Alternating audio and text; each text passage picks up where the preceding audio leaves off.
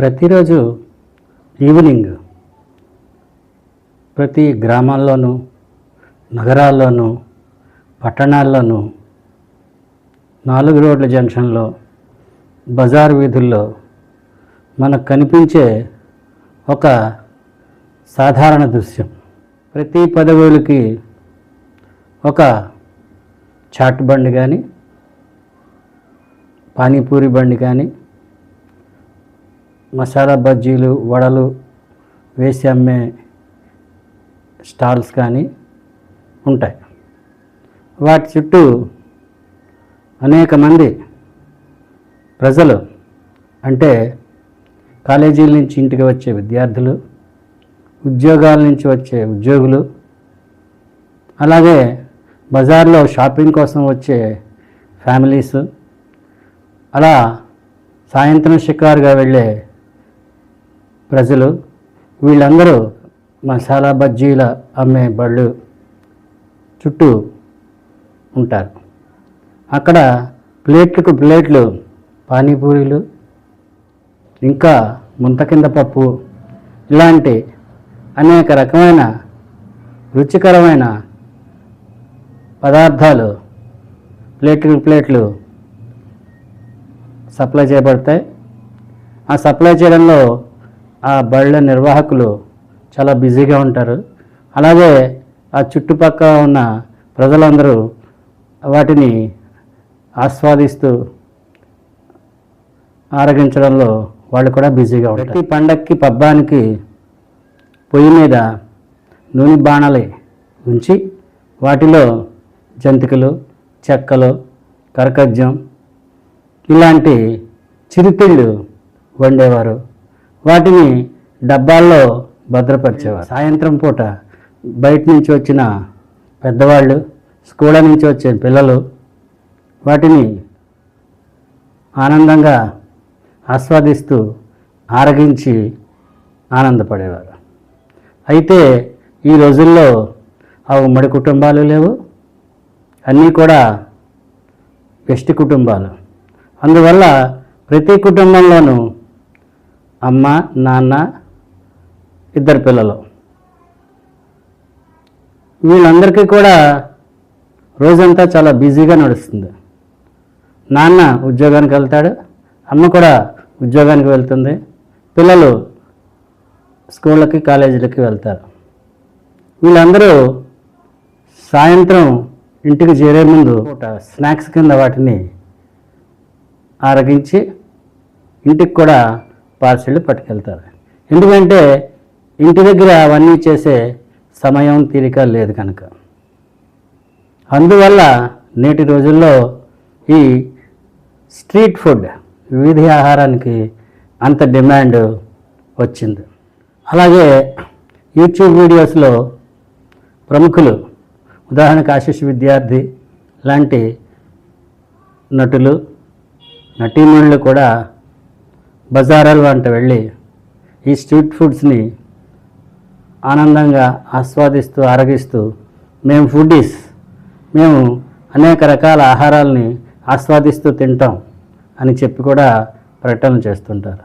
అయితే మనకు విరివిగా దొరికే ఈ స్ట్రీట్ ఫుడ్, వీధి ఆహారం అంటే చిరుతిళ్ళు ఎంతవరకు ఆరోగ్యానికి మంచివి, వాటిని రోజు తిని కడుపు నింపుకోవడం వల్ల మన ఆరోగ్యానికి మంచిదేనా, ఏమైనా ఆరోగ్య సమస్యలు వస్తాయా చూద్దాం. అసలు ఈ స్ట్రీట్ ఫుడ్ అంటే ఏమిటి అంటే, ఫుడ్ కార్ట్లో కానీ, ఫుడ్ కోర్టుల్లో కానీ వెంటనే తినడానికి అనువుగా ఉండే, తయారీకి ఎక్కువ సమయం పట్టని ఆహార పదార్థాలని స్ట్రీట్ ఫుడ్ అంటారు. అంటే మనకి బజార్లో దొరికే పానీపూరీలు, చాట్ మసాలాలు, మిరపకాయ బజ్జీలు, అరటికాయ బజ్జీలు, వంకాయ బజ్జీలు, పునుగులు, వడలు, ఇవన్నీ కూడా స్ట్రీట్ ఫుడ్ కింద వస్తాయి. ఈ స్ట్రీట్ ఫుడ్ అనేది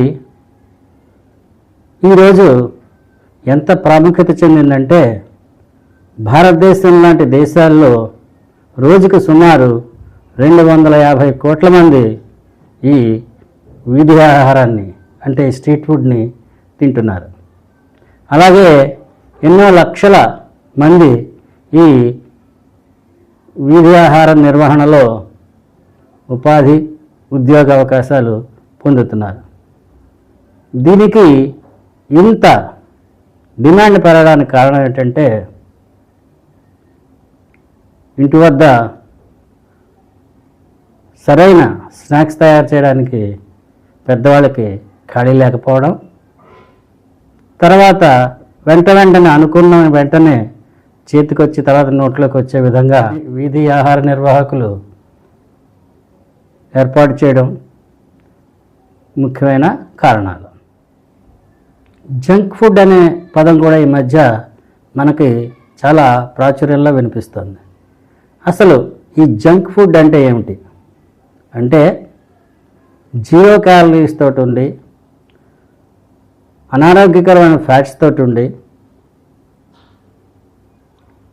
అతి రుచికరంగా ఉండే ఆహార పదార్థాలన్నీ కూడా జంక్ ఫుడ్ కేటగిరీలోకి వస్తాయి.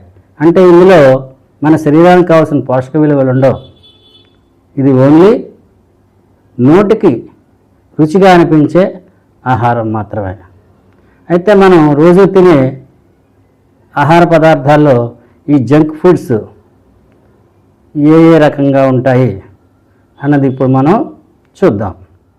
మనం రోజు తీసుకునే ఆహార పదార్థాలైన స్ట్రీట్ ఫుడ్లో అలాగే చిప్స్, అలాగే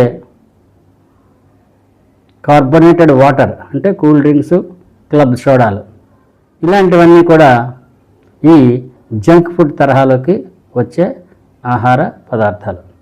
ఈ జంక్ ఫుడ్తో రోజు కడుపు నింపుకోవడం వల్ల మనకి అనేక ఆరోగ్య సమస్యలు వస్తాయి.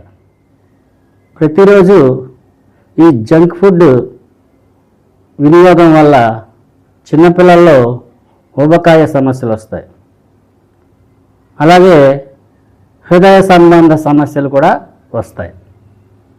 ఆ తర్వాత మనం తినే జిలేబీలు ఇలాంటి మిఠాయిల్లో తీపి పదార్థం ఎక్కువగా ఉండడం వల్ల, చక్కెరలు ఎక్కువగా ఉండడం వల్ల పళ్ళు పుచ్చిపోవడం, పిప్పి పళ్ళు రావడం అనే దంత సమస్యలు కూడా ఎదురవుతాయి. ఈ చక్కెర ఎక్కువగా ఈ జంక్ ఫుడ్లో ఉండడం వల్ల శరీరంలో మధుమేహం పెరిగే అవకాశం కూడా ఉంది. ఇలాంటి సమస్యల్ని సృష్టించే ఈ జంక్ ఫుడ్ని మనం వాడకుండా ఉండడం మంచిది. మనకు లభించే ఈ స్ట్రీట్ ఫుడ్లో చాలా వరకు అపరిశుభ్రంగా అనారోగ్యకరంగా ఉండడానికి కారణం ఏమిటి? రుచికరంగా ఆస్వాదిస్తూ తినడానికి వెళ్ళిన ఒక చాట్ బండి కానీ, ఒక పానీపూరి బండి కానీ, ఈ బజ్జీలు అవి అమ్మే స్టాల్ కానీ వెళ్ళి ఒకసారి పరిశీలనగా చూడండి. అక్కడ బాణంలో ఒకసారి నూనె వేసి ఆ నూనెనే పదే వాడుతూ ఆహార పదార్థాలు తయారు చేస్తారు. అలా చేయడం వల్ల ఆ నూనెలో ఒక విధమైన రసాయనిక చర్య జరిగి విష పదార్థాలు విడుదలవుతాయి. అవి మన జీర్ణ వ్యవస్థని అతలాకుతలం చేస్తాయి. అలాగే అక్కడ వాడే ప్లేట్లు కానీ, నీరు కానీ ఇవి గమనిస్తే చాలా వరకు అపరిశుభ్రంగానే ఉంటాయి. అవి కూడా మన ఉదరకోశ వ్యాధులకి దోహదం చేస్తాయి. తినే ప్రదేశాన్ని పరిశీలిస్తే మురికి కాలువ పక్కన కానీ, రోడ్డు వారు కానీ ఉంటాయి. అలాగే ప్రదర్శించబడే వస్తువుల మీద కూడా పూర్తిగా కప్పబడి ఉండవు. కాబట్టి అవన్నీ కూడా చుట్టూ ఉండే ధూళితో కానీ, ఈగల వంటి క్రిమికీటకాలతో కానీ నిండి ఉంటాయి.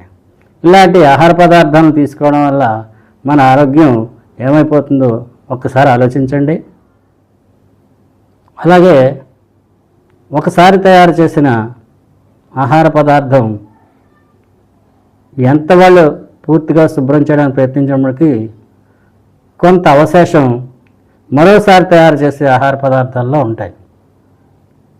అది ఒక విధంగా తినేవారి ఆరోగ్యానికి ముప్పు తెచ్చే సమస్య. పైన చెప్పిన పదార్థాలన్నీ నోటికి స్పైసీగా క్రంచీగా ఉండడంతో తినే పరిమాణం కూడా పెరిగిపోతుంది. పానీపూరీలు దగ్గర మనం 3-4 ప్లేట్లు తినే అవకాశం ఉంది. ప్లేట్ చాటిద్దాం అనుకుని వెళ్ళే వాళ్ళు 2-3 ప్లేట్లు చాట్లు తినే అవకాశం ఉంది.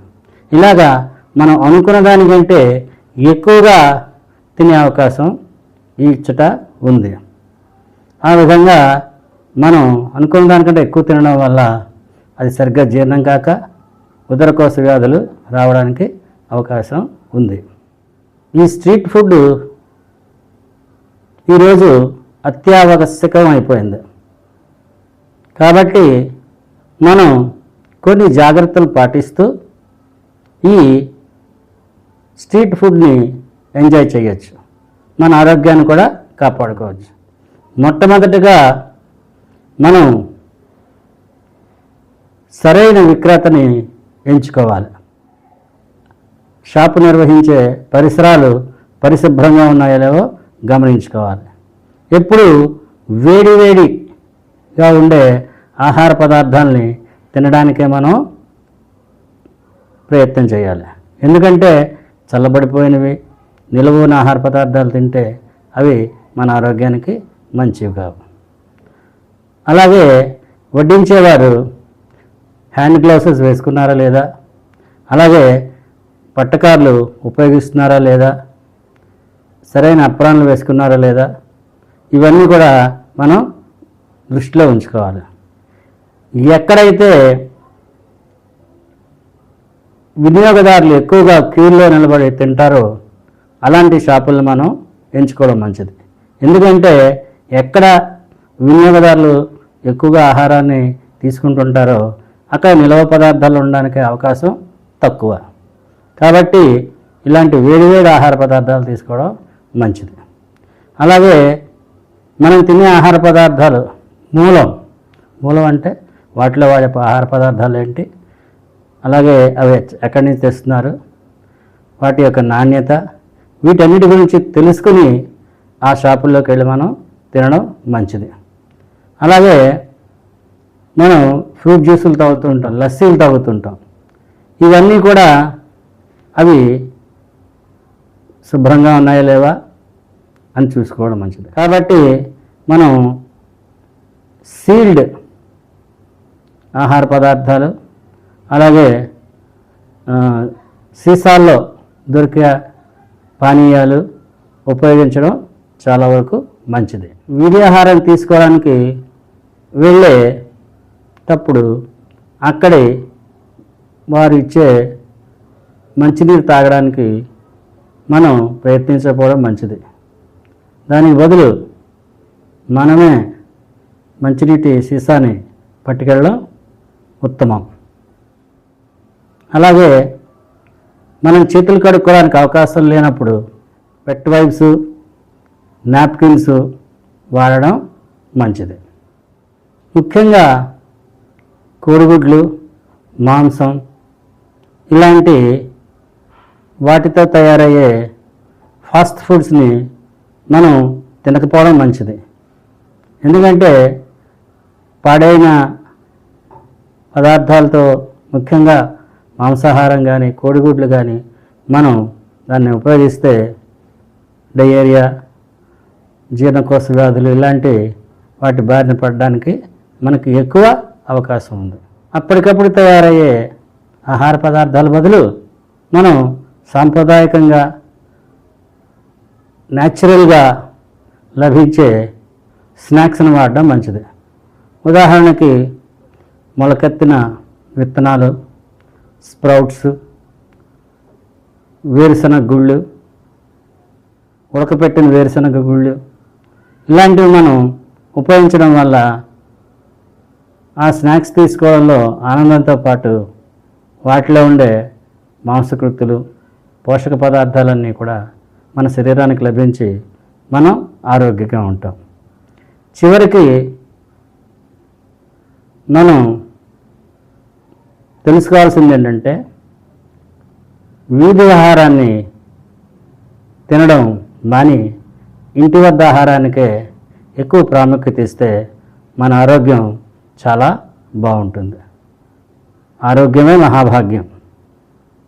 ఎందుకంటే హాస్పిటల్కి వెళ్ళి వేలకు వేలు ఖర్చు పెట్టి ఆరోగ్యాన్ని బాగు చేయించుకునే కంటే మనం తగు జాగ్రత్తలు తీసుకుని మంచి ఆహారాన్ని తీసుకుని సమతుల ఆహారాన్ని తీసుకుని మన ఆరోగ్యాన్ని కాపాడుకుంటే వేలు లక్షలు డబ్బులు సంపాదించినంత ఫలితం.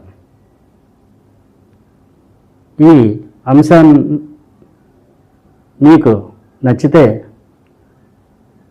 లైక్ చేయండి, షేర్ చేయండి, కామెంట్ చేయండి.